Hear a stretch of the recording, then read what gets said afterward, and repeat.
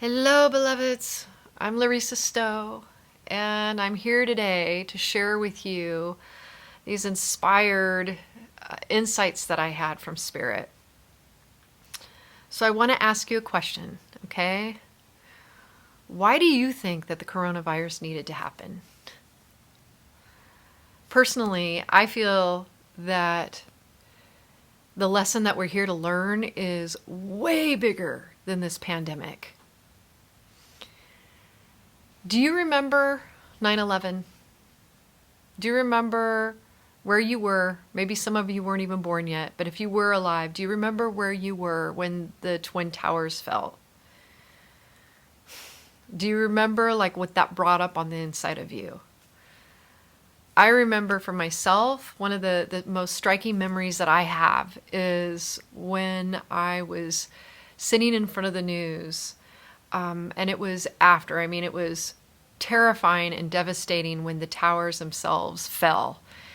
To see all that loss of life and to see the trauma for all those people that lost their lives and all the families that lost their beloveds was horrific. But I also remember the day that I was sitting there watching the news later on, and the newscasters were talking about taping up our windows. They were advising us to tape our windows and tape our doors to prepare for a bioterrorist attack. And I remember the fear in my own body, how afraid I was, and it was hard to control the panic that I was feeling. And so what I did at that time to counter how I was feeling and all that panic I was feeling is I got out my guitar and I got out James Twyman's book, Emissary of Light. And in his book, he had compiled all these peace prayers that he had found when he went to a conference in Assisi in Italy, where all these religious world leaders came together and they shared their peace prayers to create a bridge between all the religions. Well, when I saw and felt what was happening, I felt compelled to get out this book and look through peace prayers, because one of the things that really bothered me and is almost as devastating, or I could even say as devastating for me, was to see how our Muslim brothers and sisters were being treated and how they were being viewed as terrorists. If they had a turban on their head, looking at the color of their skin, people would assume that they were a terrorist.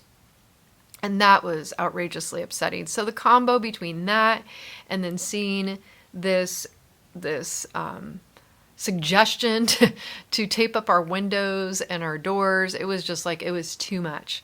So I found this beautiful prayer, which I already knew of, but it was yes. And you may know this one, Sermon on the Mount by Jesus. And I meditated on his words. Love your enemies.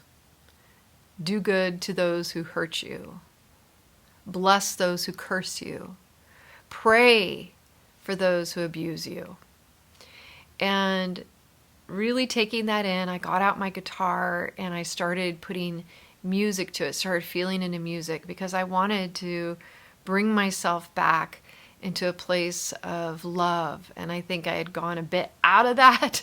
So as I began to put music to it and meditate on love your enemies, what came up for me, this aha that came up for me, was that even focusing on an enemy and thinking about an enemy, I could feel myself dividing within. Who's the enemy, right? So in that moment, I became inspired to instead, well, I don't want to say instead, because it was actually, I sang it in Jesus's words, but then I also wrote, love, love, love, till there is no enemy. And that felt really in alignment with me. So what does that have to do with where we are right now? What does that have to do with today? It has everything to do with today. Because right now we are finding ourselves so incredibly polarized. There is very much these different camps of belief and thoughts around what is happening in the United States with our political system. And there's a lot of polarization in our global community that's happening right now. And because of this, because of all this polarization, it feels like this message and this piece of consciousness is outrageously important. A few weeks ago, one of my beloved friends, Karen Mondragon, gave, I believe, her first sermon as a new minister. And it was a beautiful sermon. And in it, she talked about this young boy named Isaiah, who, him and his family, had been sent to a concentration camp, the Auschwitz concentration camp. And she shared a bit about how he pulled through that. Well, her share inspired me so much that I got out my computer and I wanted to go and find out everything I could about Isaiah. And I found this incredible article that Andrew Harvey had written as he had interviewed Isaiah, who was a 12-year-old boy in this concentration camp. And I wanted to share this with you today because it is so powerful. And I think that Isaiah's wisdom is a beautiful antidote to the intense polarity, this ideological polarity, and the polarity of our hearts that is happening right now, that is pitting friend against friend, and even family member against family member. So this is from the words of Isaiah. In Auschwitz, I discovered that there was one thing I was even more terrified of than death. When you live in an atmosphere of terror, you realize that all the fears that you shrink from in normal circumstances are relatively minor, and that there is one terror that everyone has, which is overwhelming, and that hardly anyone ever talks about, because very few have gone through to find out. Andrew Harvey asked, "And what is this terror?" A little afraid by now to know the answer. Isaiah says, "The terror of love. Of love's embrace of all things, all beings, and all events. Everyone pretends that they want to know and experience love, but to know and experience love is to lie all your private fantasies, all agendas, all your visions of right and wrong, and even good and evil. Everyone who has come to that death is dragged to it, kicking and cursing and screaming and weeping tears of blood, just as Jesus was in this garden." Isaiah breathed deeply as if to steady himself. I was 12 years old. It was midwinter. I was in despair. My mother, father, and sister had starved to death. I knew by then that the chances of surviving or being saved were very slim. There was a guard who was particularly sadistic, who used to beat me with his leather strap until I bled. I was only 12. What did I know about anything? About God? All I knew was that I had to decide once and for all whether the horror I saw around me was the ultimate reality, or whether the joy and tenderness I could still feel stirring inside me was the truth. I knew that they couldn't both be the truth. If the horror of the camp was a reality about human nature and life, then what was stirring in my heart was some kind of mad joke. If what was stirring in my heart was real, then it was the horror that was made the joke. I thought about this for months, and thought is too polite of a word. I bled about this. I wept over it. I wrestled with it, as Jacob must have wrestled with the angel for my life. I had to know, or would be drowned in the darkness. For the first time, I started to pray.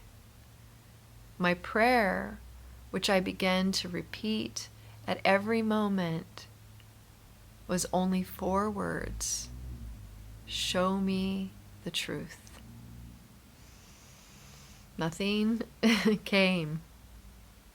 Not a single insight, not a single vision, no dream with any comforting angel. Nothing at all. But I went on praying more and more desperately. And then early one morning, I heard a quiet voice say to me, "You must decide." What did it mean? For a week I wrestled with this. What could the voice mean? Was this the devil laughing at me? Was I God in disguise? The maddest thoughts swirled around my head.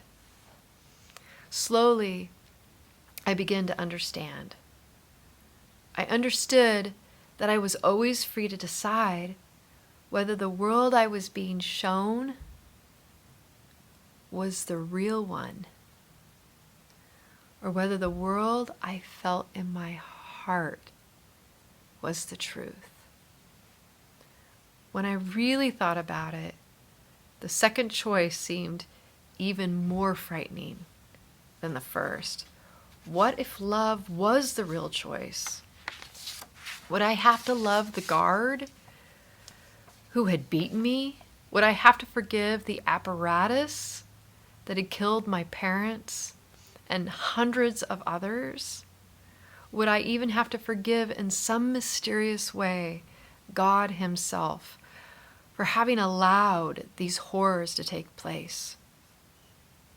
I lived through indescribable torment, much worse even than what I had suffered in the camp at the hands of the guards. A 12-year-old soul, let me tell you, has abysses some of the angels would be scared of. Then one morning, I awoke, and I knew quite simply what I had to do. I had to choose what was at the bottom of my heart. The fire I felt there when I thought of my mother, or our cat at home, or the flowers and vegetables in our kitchen garden. So I went out into the camp yard, covered with snow, with the gray, lowering, hopeless sky overhead, and closing my eyes, I screamed with my whole being silently, "I choose love. I choose love. I choose love." And then it happened. When I opened my eyes, a sun not of this world had come out and was blazing in glory all around me. The snow along the barbed wire glittered like diamonds, and the air was sweet and hard like the skin of a cold apple against my cheek. The guard I hated at that moment came out of another building, smoking a cigarette. He didn't see me, but I saw him. And this was the miracle. I felt no fear at all. No hatred. Only a burning pity that scalded my eyes with tears. I did not feel vulnerable as I had feared. The thing that was crying, the thing in me that was crying, was stronger than anything or anyone I had ever encountered. It or he felt like a calm column of fire that nothing could put out. Somehow I survived for another year until release came. Whenever I could, I would gaze at the way the ordinary light changed on the ground, along the wires, on the roofs of the huts, and the crematoria. I knew now whose light it was a reflection of. The fire in my chest did not leave. It has never left. I have tried to live and breathe and act from it and from its laws.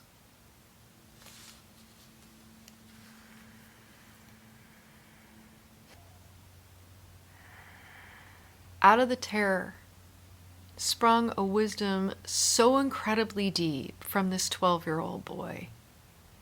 He truly got the message of love till there is no enemy. And this is the antidote for this divisiveness, this polarity that we are feeling, not only on the outside of us, but even more importantly, on the inside of us. It's those thoughts that we think about others who don't believe what we believe and who don't share the same narrative that we share. How do we love till there is no enemy?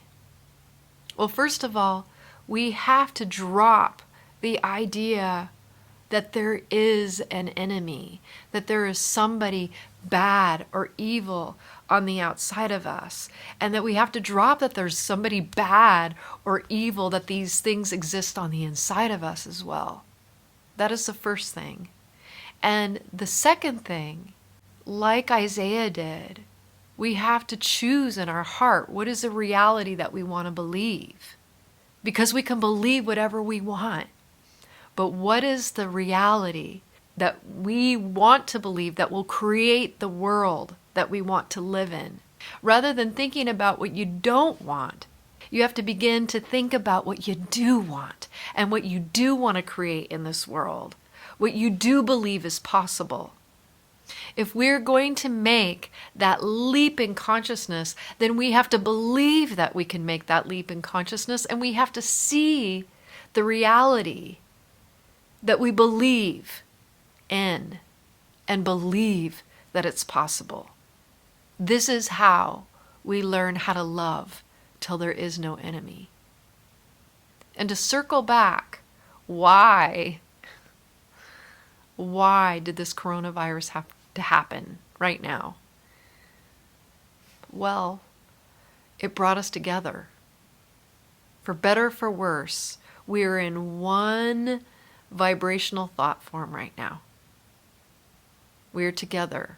And in this vibrational thought form, we can choose and create a reality that we want to live in.